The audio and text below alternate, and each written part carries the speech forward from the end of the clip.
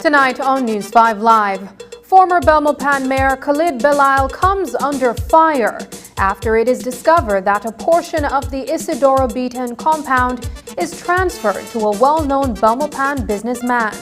ASR inaugurates a multi-million-dollar sugar facility at Big Creek, and the Supreme Court grants leave for a judicial review in a case involving the promotion of custom officers. These stories and more coming up on News 5 Live.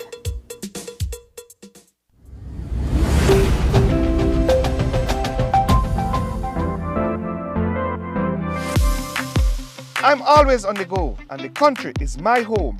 So when I want to get away from it all, I immerse myself with my favorite movies, all from the new Smart Stream app. It's easy to use this service. Purchase your movies from the app and use your mobile data, Smart Stream data packages, or smart broadband to stream and enjoy. Be like me and stream on the go with Smart Stream.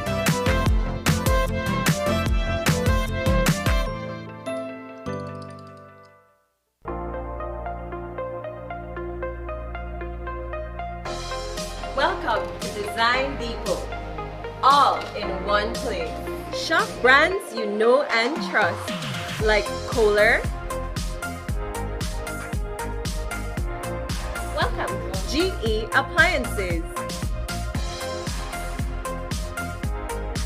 Welcome. Oran Windows.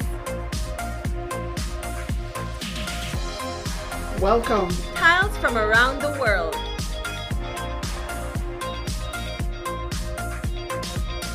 Welcome. Sherwin-Williams Paint and Coating. Visit us today at Mile 3 on the Philip Golson Highway or call us at 223-3768. Design Depot, all in one place. Digi, the premier name in voice and data, is also the country's leading provider of innovative services and solutions for small business and enterprise. At Digi Business, we offer solutions, tools, and applications to support your business needs. Reduce costs, improve efficiency, and excel in a changing world where no idea is too big and no task is too small. From technology advising to design implementation and management, our team of qualified solution sales and specialists can develop a reliable and robust infrastructure, allowing you to spend more time on what matters most, your business. Visit us online to explore how DigiBusiness innovative products and solutions can help your business reduce costs and improve efficiency.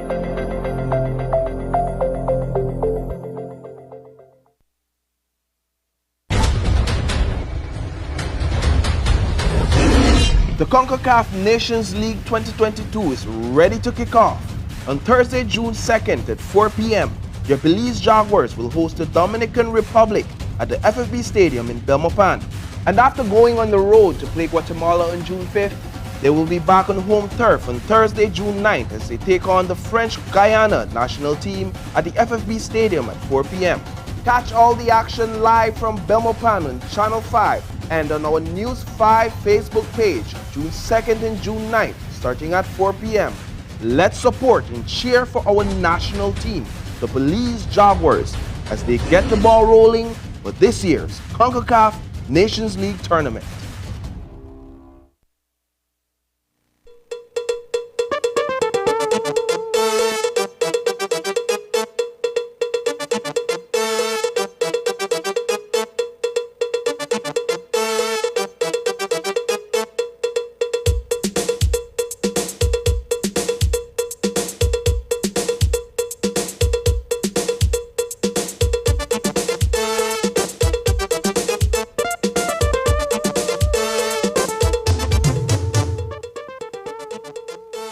Good evening and welcome to News 5 Live for Wednesday, June 8th.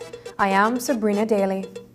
Former Mayor Khalid Belail is tonight defending a decision made by the Belmopan City Council to sell a portion of the Isidoro Beaton Stadium's land to a private company owned by a well-known UDP supporter in Belmopan. On Tuesday, Area Representative for Belmopan, Oscar Mira, published several documents to his Facebook page, which verifies the size of land that was transferred, the date which it was done, and the value of the transaction. Since the publication of those documents, many Belmopan residents have been up in arms on social media. Well, today, News 5's Paul Lopez spoke with both the area representative and the former mayor to learn more about this transaction. Here is that report. The Belmopan City Council, under the leadership of former UDP Mayor Khalid Bilal, gave up a portion of the Isidora Beaton Stadium's compound to a construction company in Belmopan. The portion of land that was transferred to the company was designated for the construction of a parking lot at the stadium.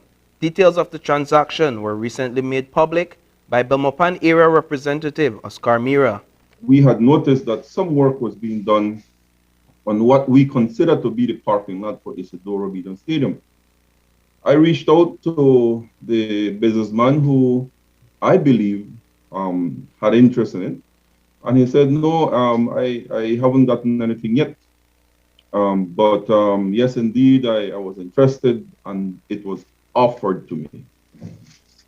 I had a very long conversation, telling him that it is not right, that this is part of the Isidora Beaton Stadium, that it should remain as part of Isidora Beaton Stadium. However, a few months ago, we noticed, and as soon as the first container went on the site, I got so many calls from concerned citizens saying, Mr. Mayor, they sell the piece of Isidora because a container is going up. I made a call again, and this time the person removed the container. So I thought that probably, it was going to be okay. I continued doing some investigation. However, the last Friday when I was at the house meeting, I got so many calls and so many messages saying, listen, something is happening at the Isidora Beaton. A house is going there, activity is happening, and I believe that indeed it has been sold. Through the Lands Department, Mira uncovered transfer papers dated February 17, 2020, only weeks before the municipal elections. According to the documents, the council transferred just over half acre of the stadium's property to Lems Construction Limited, a company that is owned by a well-known affiliate of the UDP. Former Mayor Bilal confirmed the transaction with News 5 via telephone, explaining that the transfer was made in lieu of cash for work the company did for the council. You would need to go back a few years to when I first came to office at the Belmopan City Council. We had just completed the Ring Road rehabilitation project, and what had transpired during that project was when the shoulders of the Ring Road were scraped to make way for the pedestrian path and the bicycle path on opposite sides. The material that was taken from there was actually dumped on that vacant space to the east of the fenced-in stadium, and that's what I meant when we got there. So there were just piles and piles of dirt there, and it remained that way for some time. Of course, during the course of our administration, we weren't sitting around on our hands, and we were very aggressive in terms of trying to have infrastructural development pushed in Belmopan, which meant that we reached out to various contractors to do work on behalf of the city. One of those contractors had approached us in terms of looking at that land and expressing the interest in actually having the parking lot cleared off in terms of hauling off all of that material that was there, and having us start the process of installing a proper parking lot there, which is basically the extent of the work that has been done up to now, and that you can see at that location this very day. Consequently, having had that work done and then COVID striking us in my final year, at the beginning of my final year in office, of course the funds weren't there to cover a lot of the works that we had contracted out to be done on behalf of the city. And so that very same contractor came back to the council and suggested a land in lieu of payment option, considering the council's present then financial circumstances. And after looking at it and hearing out the proposal, that's what we decided to go with. Mira expressed how deeply disturbed he is by the transaction, referring to it as unethical, while committing to recover the land. I find this to be disturbing. I find this to be very unethical. Perhaps legally he could have done it, but as part of the Isidoro Beaton Stadium, as part of the stadium that we call Belmopan Stadium here in Belmopan, I cannot see how a mayor would sell that piece of property to an individual. I just cannot see. We find it very disturbing that a part of Isidoro Beaton Stadium, one of the two stadiums that are internationally accredited in the country, that something like this would happen. I joined the rest of the community of Belmopan and the citizens of Belmopan and the Belmopan football community in saying that we will not tolerate it. We'll do all we can to recover it. I'm sure it's going to cost us a lot of money to recover it, but we are going to make sure that we get back this piece of land that rightfully belongs to the citizens of Belize on a whole and more to the Belmopan citizens. When we asked Belial about the backlash he is receiving as a result of this transaction, he told us that he finds it hard to apologize for pushing development in the city of Belmopan during his tenure at the council. Reporting for News 5, I am Paul Lopez. The transfer of a portion of the Isidoro Beaton Stadium's compound to a private entity in Belmopan is not the only land issue Mira says his team has identified. According to the Belmopan area representative, the former city council allowed private developments to take place along Constitution Drive on green spaces designated for the expansion of the highway leading into the city. Now, these developers are seeking title for those lands. According to Mira, some of them are coming with receipt of payments in hand. We have not been able to put a value on everything as yet because as the days go by, more persons are coming up either with receipts or with word of mouth saying, but I paid the previous mayor so much money and assured me that he would give me title for this land, which they have not.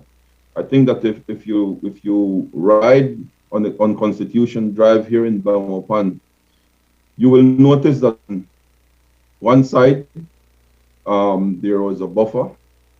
Some businesses fenced that buffer. That is also a big issue because they have come to us and saying, listen, I have paid for this. I need to do this land. But LIC is saying, in lands is saying, you cannot get title because this is part of an expanded road coming into Belmopan. You will never get title. Now it leaves to try and solve these issues. Some of them have receipts. It's an issue. It's an ongoing issue that we inherited. And it's difficult to find a solution, you know. Some are saying, well, we're going to court. Fine, no problem, you know. I think that is the best way to do it because there's no other way. That goes all the way up to, I think, $1 million lounge. Lounge, yeah. Yeah, the parking lot as well. There's a whole big buffer in front. In the future, the expansion, you know, of the entrance and coming into Belmopan. When we asked former Mayor Bilal about the questionable transfer of public lands under his leadership and the blemish the accusations have left on his legacy as mayor, he reiterated that he would not apologize for what he believes is, quote, a progressive and aggressive approach to developing the city of Belmopan, unquote. Bilal explained that he had no issue with revising the use of certain portions of land in the city for the purpose of creating employment for its residents. I will never apologize, like I said, for pushing development in the city of Belmopan. I suppose you can accuse me of my vision being a very progressive one, and in that in that respect, having been very aggressive in terms of trying to push development. Paul, the truth is that on a weekly basis while I was at City Hall, I would see no less than 2,000 people who were looking for employment. And I came to understand fairly quickly that neither local government, so none of our municipal councils or even the national government is capable of sustaining or meeting that demand for employment in our city at this time. So it must fall to the private sector to be able to do so. And many private sector interests at this point in time in Belize still require a physical space to be able to conduct business. Of course, COVID has kind of changed that equation, and so many people are moving into virtual, into the realm of virtual commerce. But the fact is that you can't get away from the need for physical space for certain commercial activities. And so if it means that that we needed to revise the use of certain portions of land in the city of Belmopan such that we will be able to have that thriving local economy, then, like I said, I am certainly prepared to live with that, and not about to apologize for having done so. Athletes are now taking advantage of greater access to the facilities at the Isidora Beaton Stadium under the management of the National Sports Council. The Isidora Beaton Stadium is regarded as the home of the Belmopan Bandits, a football team that is owned by former Area Representative John Saldivar. But when the Persenu administration took office in 2020, management was transferred to the National Sports Council. And according to Area Representative Oscar Mira, this has made a huge difference in the level of access athletes presently enjoy. I can say for a fact that since the management of Isidora Beaton Stadium was passed on to the Sports Council, Belize Sports Council, access to Isidora Beaton Stadium has been open to anyone who want to have access. You go to the Isidora Beaton Stadium, the Sports Council office is there, and you book your spot. It is not for free because the maintenance is high. The lights is, you have to pay light, you have to pay security. There are a lot of expenses that come with a stadium like Isidora Beaton. But you can go and book your hour, you can go and book your time. More persons have access now. And I was there last night in a meeting, and I saw the board, and the board is full. From UB to individuals who want to go out there and have 1 hour of football. I saw last night this little group who goes there once a week. He books it once a week, pays his money, and he goes there and enjoys himself. It's just ordinary people who made a little team and they just want to go out there and exercise. You can also access the running area of the stadium if you want to early in the mornings. It is open. You don't need to pay for that. You don't need to. The young footballers, under 10, under 13, both male and female, they don't need to pay. You can just go in and do your workout. And you're saying this wasn't the case before, like this level of access wasn't even possible. There was no access. I can tell you that since I have this football team, we wanted to have access in the past, and it was denied to us. And we looked inside, and there were like 3 persons on the pitch, 3 bandits working out, on the pitch. Nobody else, and we were denied every time we tried to get inside. We were denied. As you rightly said, it was being run. It was a privately owned stadium. Coming up, is BSI planning to produce refined white sugar? Details when we return.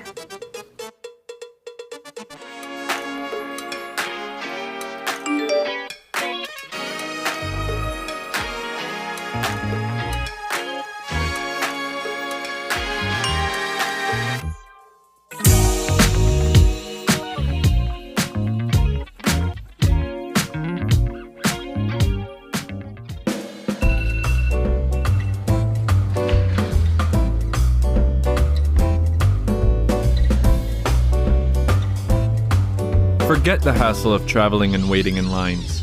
You can now pay your application fee for temporary employment permits online using eCash. Simply complete the online application for a temporary employment permit, and when it's time to pay, select the eCash option and pay instantly using your mobile phone. eCash and the Government of Belize, making life easier.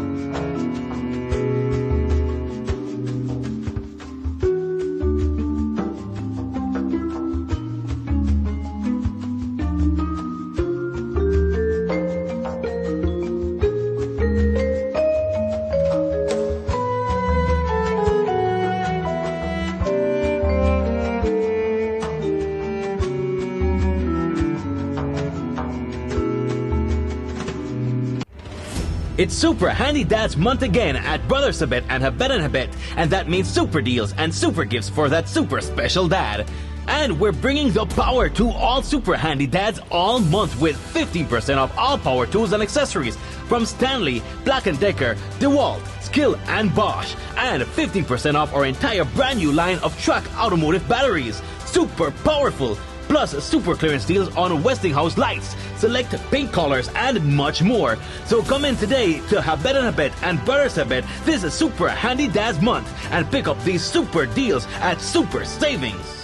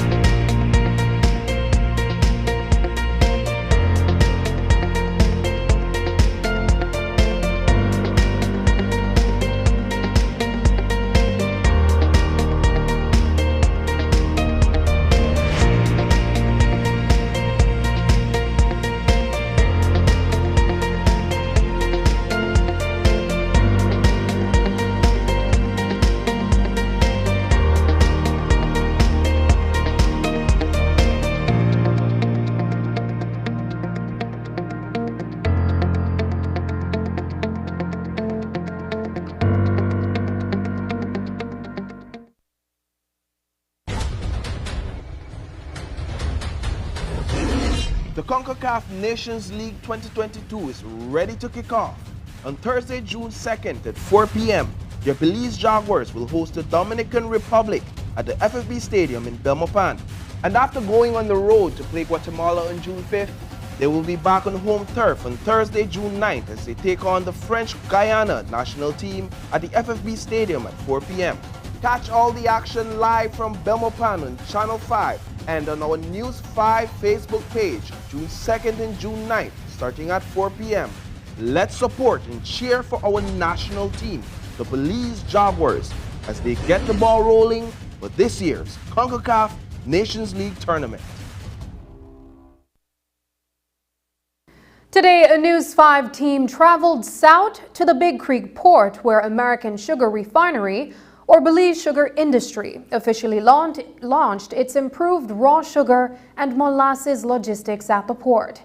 It comes by way of a multi-million-dollar investment that reduces export loading rate for these products.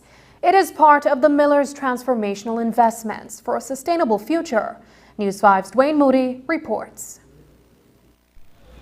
It was a proud and historic moment for stakeholders in the sugar industry as ASR-BSI worked overtime to see a $30 million investment being made at the Big Creek port in Independence, where sugar is stored and loaded onto deep water vessels mechanically. The owners of Big Creek Port took a decision to dredge this port to 11 meters depth, and that permits much larger vessels than could hitherto come in to load on the quayside here.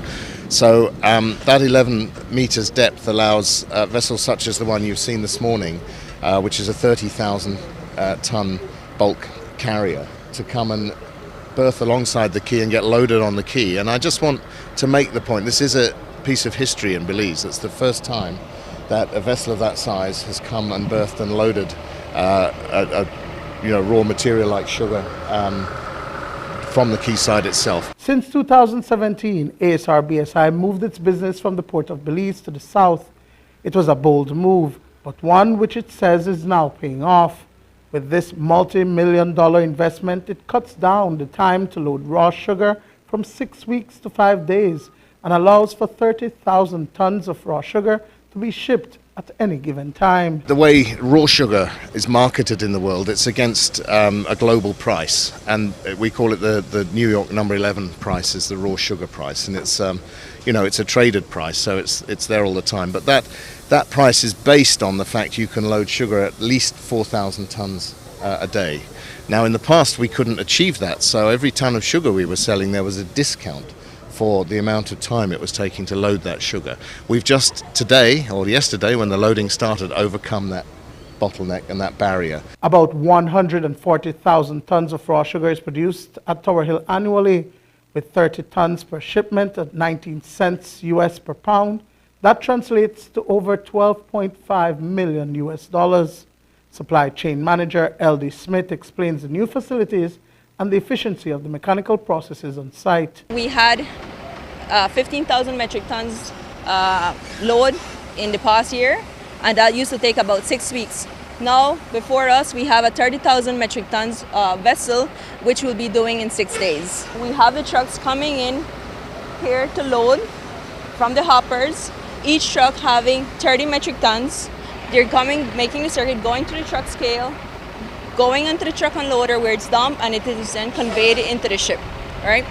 Over here, we have a system of a 40,000 metric tons warehouse, which we have a hopper inside, which payloaders feed into the hoppers, into the overhead conveyors, and feed into the hoppers, which then is then trucked into the ship. We used to load, say, 500 tons of sugar a day. We're now looking at somewhere between 5,000 and 7,000 tons a day. So that is a major saving for the whole industry.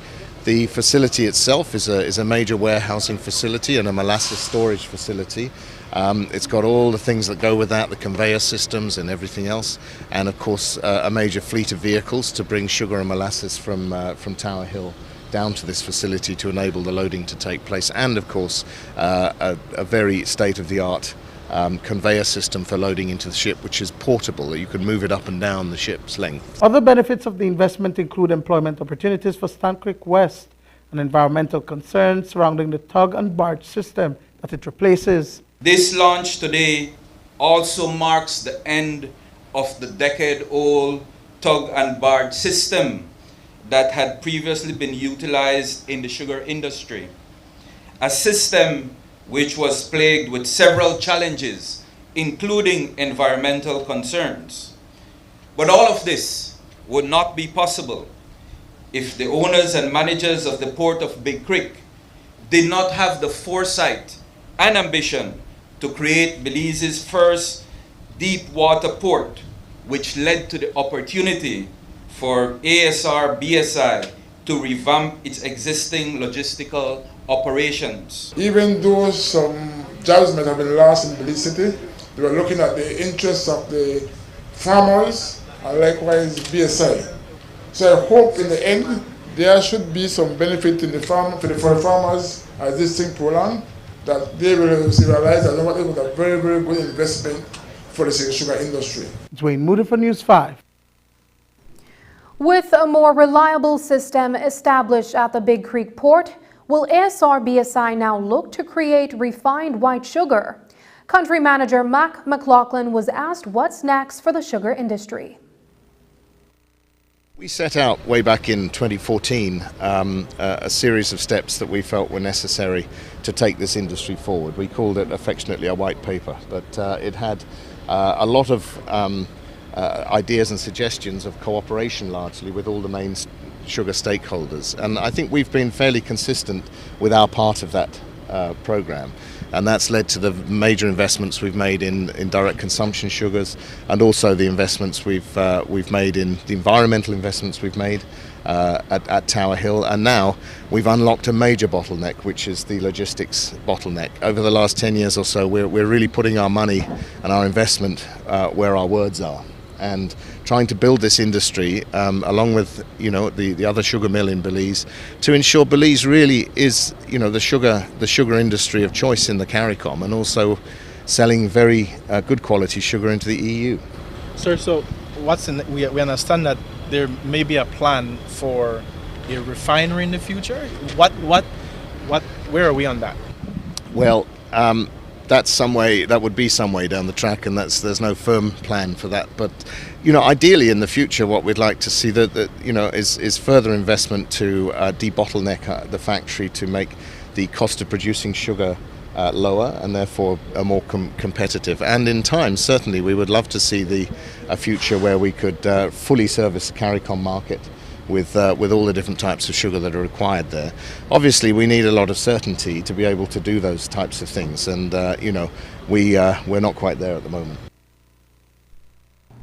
The company has made a $60 million investment to direct consumption food-grade sugars, which are high-value sugars, to sell to CARICOM, the EU, and many other markets. The start of the 2021 sugar crop was delayed as a result of a standoff between the miller and the Belize Sugarcane Farmers Association over the commercial agreement. So today, ASR's country manager, Mac McLaughlin, was asked about the state of affairs regarding the negotiations. There is still a commercial agreement in place. We continue the discussion, and I'm very, very confident that the kind of relationships we've had with all cane farmers. Remember, we have commercial agreements in place, long-term ones, with 3 of the 4 associations. So I'm very comfortable that these are good agreements, that they have withstood the test of time. And plus, as I explained before, every investment we make, we end up sharing through that value share agreement with the farmers. So I think that, when you look at it objectively, I think that, what we have is actually a very, very strong foundation for moving forward. And I hope, as I said earlier on today, unity is key for us to be able to make the advantages and viability that we need for this industry. If we can do that, we can go anywhere.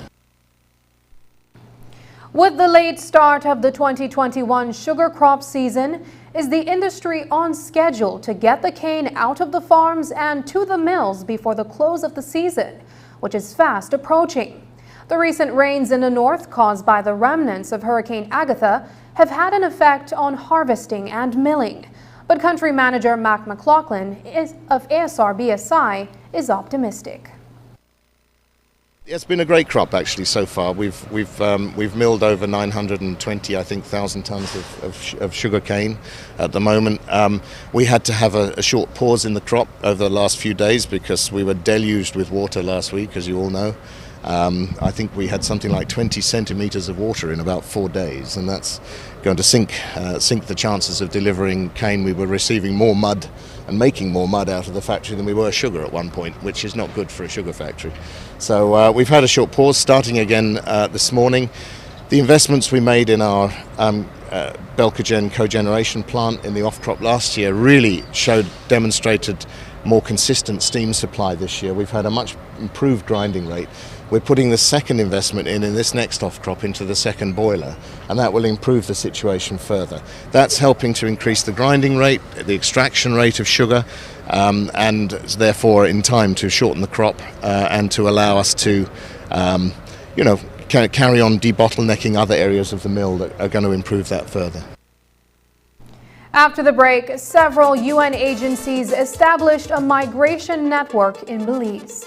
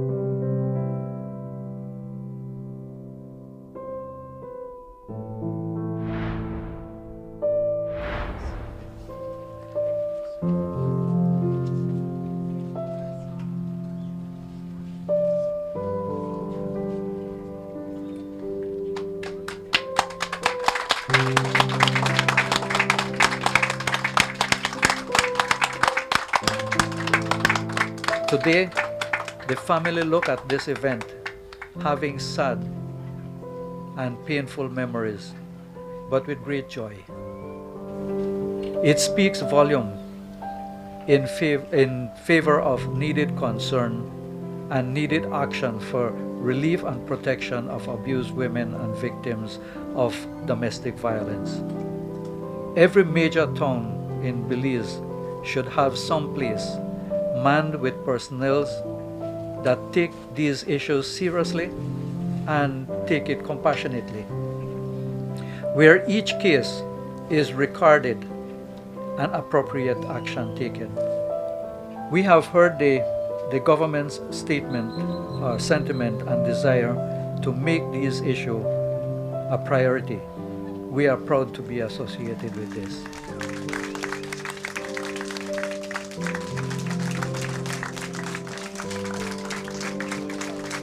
Let us continue our effort, all the efforts that have been started. Let us continue this effort to try to rid Belize of domestic violence, because we could see how devastating it could be. Mercy of God, rest in peace. Amen.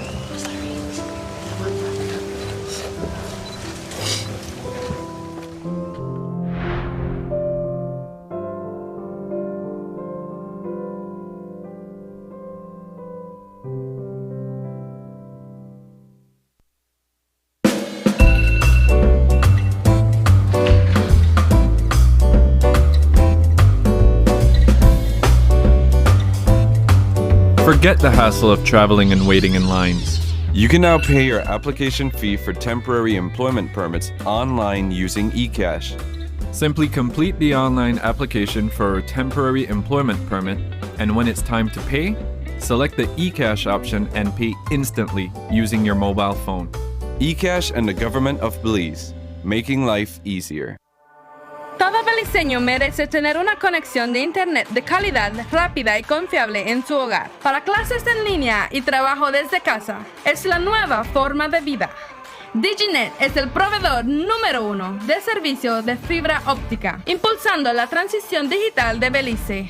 Y ahora nuestro servicio de Diginet es aún más accesible con nuestro nuevo plan de entrada. Por tiempo limitado, tú y tu familia pueden disfrutar de 20 megabits por segundo por solamente $49 mensuales. No más clases perdidas ni reuniones virtuales interrumpidas. Te está costando mucho tiempo y dinero. Diginet es mejor que cualquier opción de cable o servicio inalámbrico. Visita cualquier Digistore hoy y suscríbete para la conexión más rápida y confiable de Internet para el hogar en Belice. Ven a ver lo que te has estado perdiendo. El mismo servicio de fibra de alta calidad, rápido y confiable, ahora a un precio aún más bajo. Para más información, visita www.livedigi.com/Diginet. Digi, nuestra telecomunicación nacional.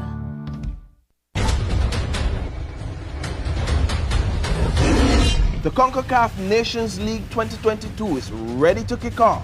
On Thursday, June 2nd at 4 p.m., your Belize Jaguars will host the Dominican Republic at the FFB Stadium in Belmopan. And after going on the road to play Guatemala on June 5th, they will be back on home turf on Thursday, June 9th as they take on the French Guyana national team at the FFB Stadium at 4 p.m. Catch all the action live from Belmopan on Channel 5 and on our News 5 Facebook page, June 2nd and June 9th, starting at 4 p.m. Let's support and cheer for our national team, the Belize Jaguars, as they get the ball rolling for this year's CONCACAF Nations League Tournament.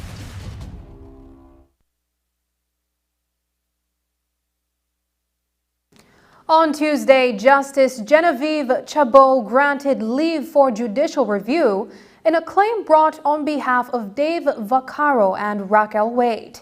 They are both senior customs officials who were passed over for the post of Assistant Comptroller of Customs despite having met the professional requirements, submitted applications, and sat interviews with the Public Service Commission. Instead, 9 individuals were promoted to the posts, and in some instances, those persons were not suitably qualified. Vaccaro and Wade subsequently filed a claim in the Supreme Court asking for leave to apply for a judicial review of the process used to select those individuals. It's an interesting matter, considering the fact that the validity of those promotions will be called into question. This morning, Attorney William Lindo Jr. laid out the case and the decision that was arrived at by Justice Chabot. Customs realized that, look, we had needed to fill the posts, 3 vacant posts of Assistant Controller of Customs. So in January, they advertised that. So we have 3 vacant posts. Submit your application if you think you meet these requirements, right? Then later on, probably in February or so, they advertised it again and said, look, we have 2 posts for Assistant Controller, right? So at that point in time, there's no certainty whether there was 3 posts, whether there was 2 or 5. Right? In October of 2020, the Public Service Commission held an interview of 14 applicants where they were interviewed for the position of Assistant Controller. We later learned during the course of the application and evidence that, look, 9 people were in fact promoted when there was 5 posts advertised. An additional post became available because of the retirement of 1 person, right? And then on the basis of supposed brain drain, right?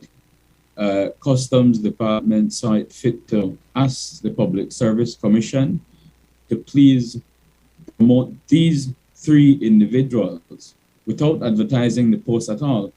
Just saying, look, we want these 3 people, right? Now, my client, Mr. Vaccaro, He's a senior member in the Belize Public Service. He's been in customs for over 20 years, right? He applied for the promotion in February, well within time. He attended the interview, right? Now, what we learned later is that in July of 2021, a decision was made to promote 6 individuals. And then in August, another 3 individuals promoted, right? So that's how you get the promotion on the 9 individuals. However, neither Mr. Vaccaro or the applicant in Claim 731, Ms. Raquel Witt, neither of them received any notification from the Public Service Commission to say, look, your bid for promotion was unsuccessful. We have chosen these other people. The crux of the matter, according to Lindo, is that the existing public service regulations were circumvented in favor of the promotions that are being called to question. Essentially, what we are saying is that, look, you have the public service regulations, which is supplemented by the circulars, and the circulars set out specifically what the requirements are that you need to fulfill in order for me, the Public Service Commission, to entertain your application for promotion to the Post Assistant Controller. What the evidence suggests at this point is that there was a wholesale disregard for the regulations and the circulars, right? And our position is quite simply going back to the turn of the 13th century, right? Where heads of state got together and said, well, look, King John, you might be the king, right? But when Magna Carta was passed, you're the king, but you're also subject to laws. And the same goes for the Public Services Commission, right? Which in fact, Justice Chabot has said in her decision granting leave that, look, the public service, right? And let me find that paragraph very quickly. But she says that this application raises serious issues of public interest, fairness, transparency within public administration. It is in the public interest to ensure that Belizeans are treated fairly and that hiring and promotional processes be open and transparent as a necessary condition for the good administration of the public service. The United Nations has a number of agencies in Belize, and with the launch of its migration network, all of those agencies, primarily that deal with issues of migration, will join synergies and work along with the government to develop more programs that support migration. It's all geared toward recognizing the need for greater services in that area to assist people who have migrated, lived and worked in countries other than the one of their birth, and want to remain there. Today at the Radisson, the International Organization for Migration, IOM, in collaboration with the government, launched the UN Migration Network. News 5's Marian Ali was there and has this report. Between 2009 and 2019, Belize recorded the largest number of migrations into the country within the entire Central American region. That figure was up at 24%. And in order to address the needs that come with people moving in and settling down, the International Organization for Migration, through its local office, is working along with UNICEF, the United Nations High Commission for Refugees, and others to prioritize the key areas to become more efficient in its work. Head of the IOM Belize, Diana Locke, told us today that amending current legislation is a part of that change. We have had discussions with the government in terms of legislative review for immigration laws, and so that is one of the things that we'll be working with them on next year. We have supported the Ministry of Human Development in terms of doing some review of its TIPS legislation, and I think they're looking at even more. We're aware that the Labour Department is doing a comprehensive review of their legislation. Because migration sometimes involves human trafficking as people move across borders, IOM is also spearheading efforts to address that problem. We have been and we continue and will continue to do a lot of training to create an awareness of human trafficking, how to identify it, how to report it. We're doing that right now, that's ongoing. Belize Audubon Society. We did the training for their workers, very, very lively exchanges, very interesting discussion with them. I learned a lot from them, and I recognized that they actually were encountering trafficking situations that they did not know that was what it was. Reporting for News 5, I'm Marion Ali. The government has announced that it will officially open its Amnesty portal in August for people who fled to Belize seeking freedom or safety. Working hand in hand with them is the International Organization for Migration's local office. According to the head of that office, Diana Locke, there have been more than 2,700 persons who have applied for amnesty in Belize. Most of them are women, and the reason why majority would qualify is the fact that they have Belizean children. We've already completed 10 mobile hubs across the country. We are now going this weekend to the final district that we have not reached, and that's Dangriga. We've done Toledo 2 weeks ago, and we're going to go back again to Kaya because we didn't feel that we saw enough people there. And so we will go back, and that will be the end of those. We're targeting some 3,500 people at the end of this process. We've already seen 2,700 up to the end of Toledo, and so we will do that. We are looking at our resources to see if when the portal opens, we would have sufficient resources, and maybe we'll have new partners that will join us with funding, that we can go back out into the community again to help the people that we prepared the applications already. We will help them to actually do the registration online. When we return, BTB calls for food vendors to participate in the upcoming International Music and Food Festival. But first, here is the weather forecast with data from the Belize Met Service.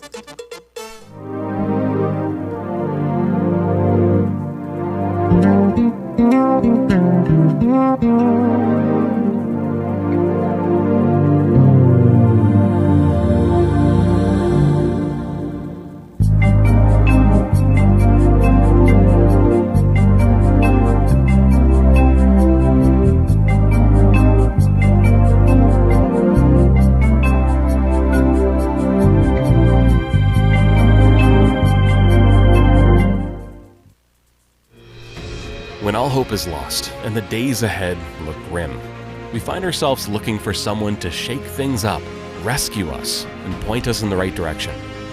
What if the one we've been waiting for has been here all along?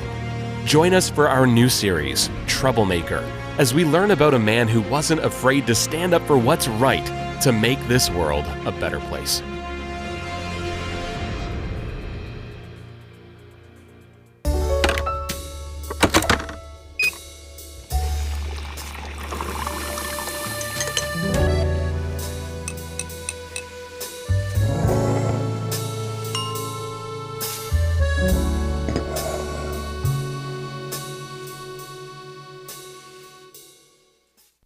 Hola usuario de eCash, la aplicación eCash está disponible en español. Cambiar el idioma de tu aplicación de eCash de inglés a español es rápido y sencillo. Déjame mostrarte cómo se hace. Primero, abre tu aplicación eCash. Introduce tu PIN. Toca el icono More en la parte inferior de tu pantalla. Selecciona Security. Selecciona Language. Y luego selecciona Spanish. Vuelve a introducir tu PIN y ya está. Tu aplicación de eCash está ahora en español y puedes seguir disfrutando de tu cartera digital eCash. La aplicación eCash de Belize Bank te hace la vida más fácil.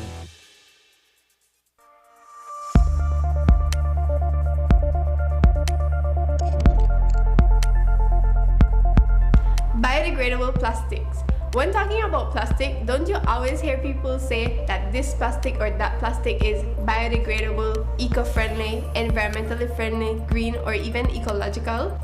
Well, the truth is that these words and many others like them are often used to give the impression that the product is better for the environment. When shopping, the terms to look for are bio-based, compostable, or environmentally degradable plastics because they are tested against specific standards to ensure that they are broken down with minimal impacts to the environment. But what does biodegradable really mean? To put it simply, it is the breakdown of something into water, carbon dioxide, and biomass by the action of living organisms, usually bacteria or fungus. However, people call some plastics biodegradable, but they never fully break down because they still contain plastics made from petroleum or inorganic material. The plastics just break down into tinier pieces called microplastics, which then enter the food cycle through the ingestion by animals that people eat. Don't be fooled, check your labels. Click on the link below to see what you can do to help end the nightmare of single-use plastics. I'm Alison Castillo, and now you know.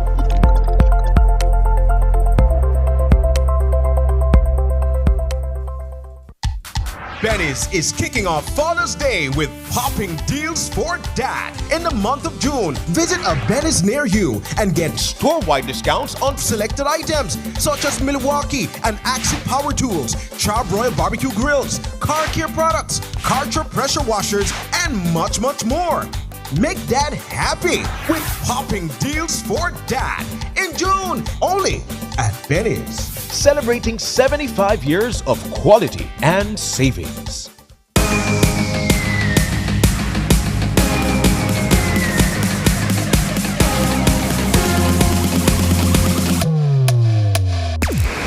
Download the SmartStream app on the Android Play Store and create your account to get access to movies and stream at home or on the go.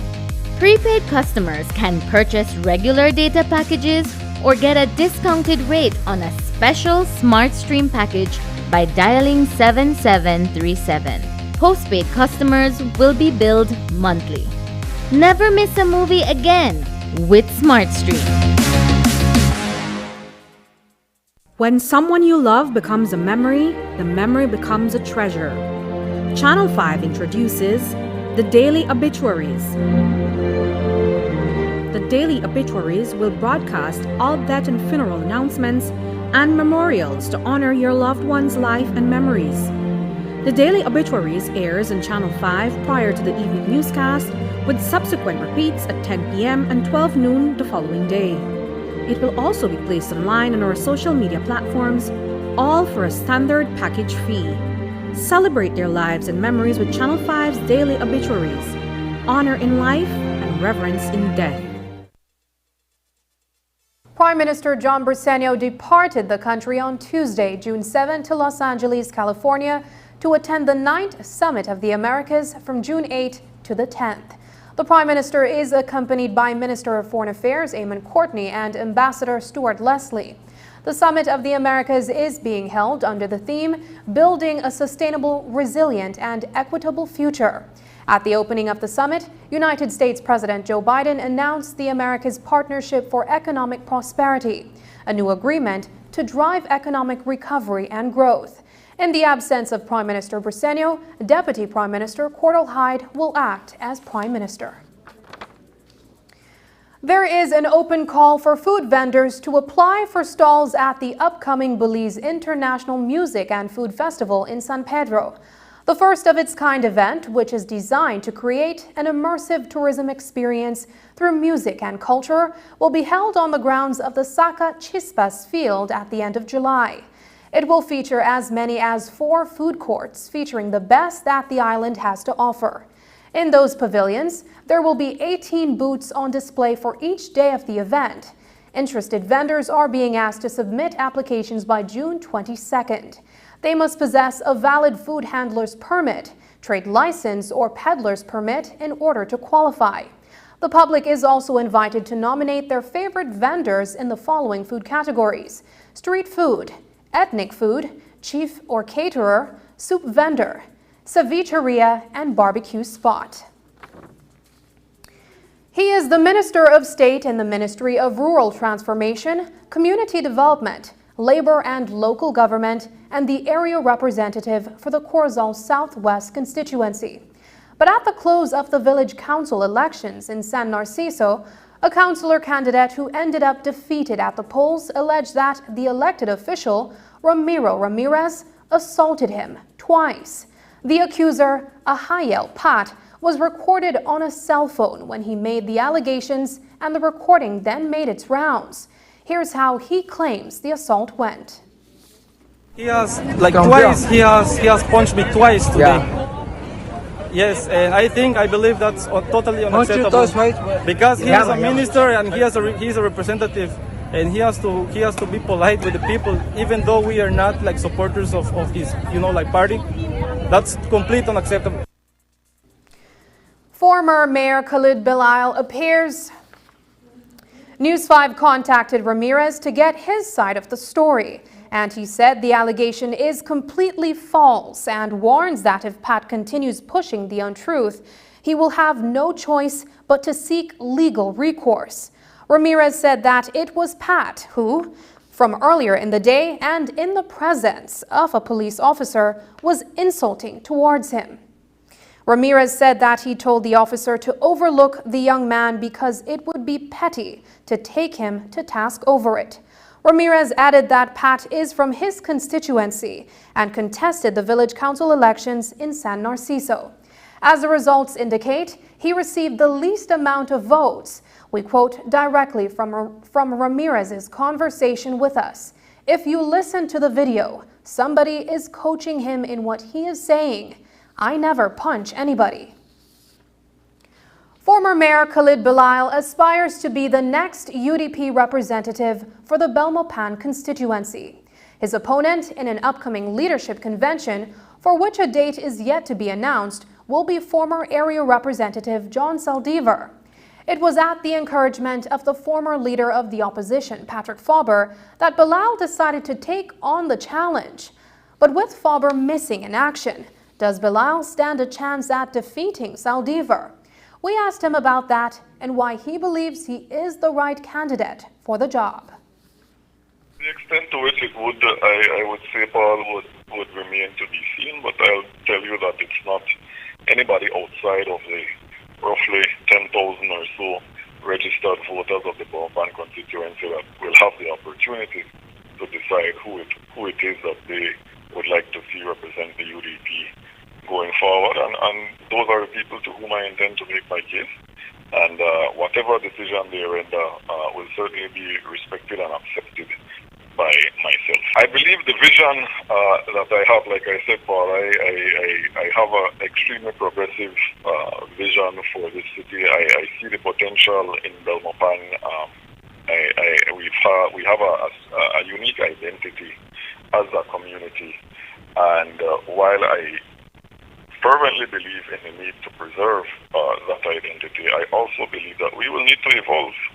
We cannot continue to be the Belmopan of the 80s, 90s, and early 2000s if it is that we are going to be a city that can meet the needs of the future residents, the current and future residents of this community. And so, like I said, that progressive vision, that insistence on making sure that we are implementing new approaches to all matters of city administration and governance, and trying to ensure that at the end of the day all people are served, not just red, not just blue, that everybody, even the non-politically affiliated, can see that yes, they are properly represented in central government. You probably remember him from 2014 when he topped the PSC or when he aced the CSEC exams while at EP York High School. Now, this Belizean youth from Crooked Tree Village is headed to one of the world's most acclaimed universities, Harvard. News 5 spoke via Zoom today with 21-year-old Ashton Tillett, who shared with us that after his sixth form education at SJCJC in chemistry, biology, and physics, he went away to further his studies, and it's been all stellar work since being engaged since. I went to UNCP where I majored in chemistry with a pre-med concentration. And so for a lot of years, it's been chem, bio, and physics. And my interests right now stem over stem cell biology, neurobiology, neuropsychiatric disorders like schizophrenia and bipolar. And so this summer, my research is looking at using stem cells, human-induced pluripotent stem cells, as well as CRISPR gene editing to kind of see how we can develop therapeutics for diseases like schizophrenia and bipolar. And so I started yesterday, and this is my second day, and I've been kind of shadowing the PI and the workers in the lab and seeing what they do and seeing what the projects are all about. I am a senior at UNCP, which is in North Carolina. I graduate in December, and so I go back after this summer to my intern to UNCP. And then hopefully after I graduate in December, I have something set up, like a job to work for a year and a half or two before applying to medical school. November, December, I applied to a bunch of research internships. Some of them were also medicine related because I'm also interested in medicine. And I submitted my transcript, my research statement, my personal statement, my letters of recommendation. And I just waited to see which ones I would get accepted into. And I just kind of went about life. And then when I got accepted into a bunch of them, I was like, wow, this is pretty amazing. So I did it because I wanted to gain experience. I wanted to meet new people, to network with people. And so I think this is the perfect opportunity for that. Just ahead, celebrating World Ocean Day.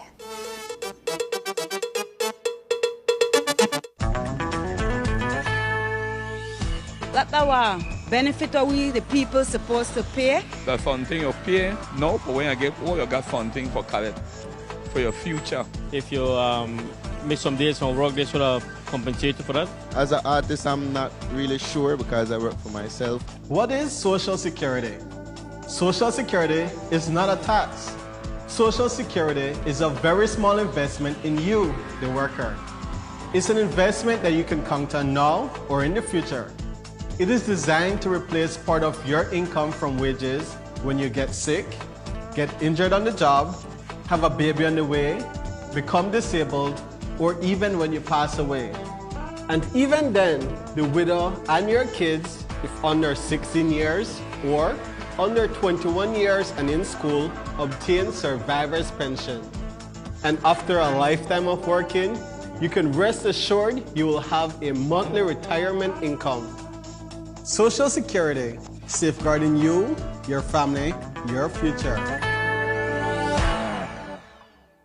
On May 6, 2018, I suffered a hemorrhagic stroke, which is bleeding on the brain. When it happened, I went straight into a coma straight away. I flew out via air ambulance to Galenia Hospital. A week or two after waking up out the coma, I started doing therapy. They had me do therapy straight away. And I'm grateful for that because that is what made me start moving and walking again. And I got back to being normal. When I went back, I did a new CT scan. And the CT scan results showed no blood, no clot, no fluid on the brain. So I didn't require the surgery again. But I had 24-hour nurse service by my side to make sure that everything is okay with me. After I came back to Belize, they still reached out to me, asking me if everything is fine and how I'm doing, and making sure that if I have any issues, I can always go back, and I just keep contact with them. And I'm very grateful to all the doctors and nurses at Galenia for their hard work and dedication. They're the ones that have me here today.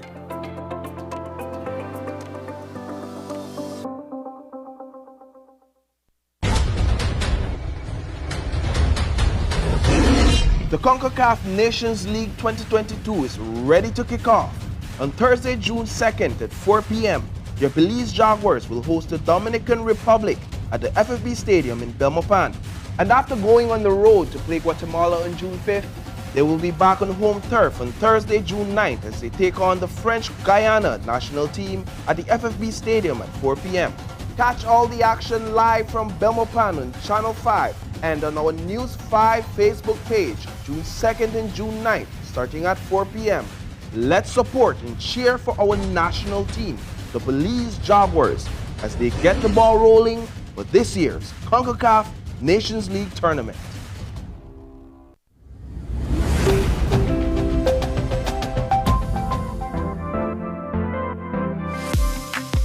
I'm always on the go, and the country is my home. So when I want to get away from it all, I immerse myself with my favorite movies, all from the new Smart Stream app. It's easy to use this service. Purchase your movies from the app and use your mobile data, Smart Stream data packages, or smart broadband to stream and enjoy. Be like me and stream on the go with Smart Stream.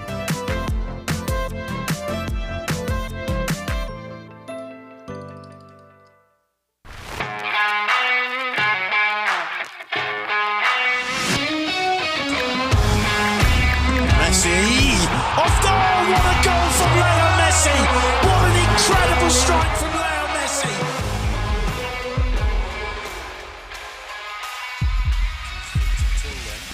Neymar and Messi is standing over this. Messi!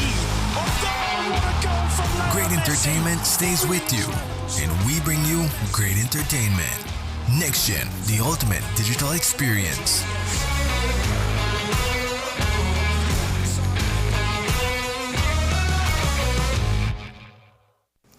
It's back-to-back celebration for the Belize Barrier Reef System as World Ocean Day also recognizes the importance of the reef and marine biodiversity. While we celebrate the ocean, there are still many challenges facing our sea spaces, including the threat of climate change. News 5's Isani Catano reports. The reality of what we've done. Climate change is threatening the health and condition of the oceans, and prompt, concerted effort is needed across the world to ensure that future generations are able to enjoy the resources of the oceans in a sustainable manner.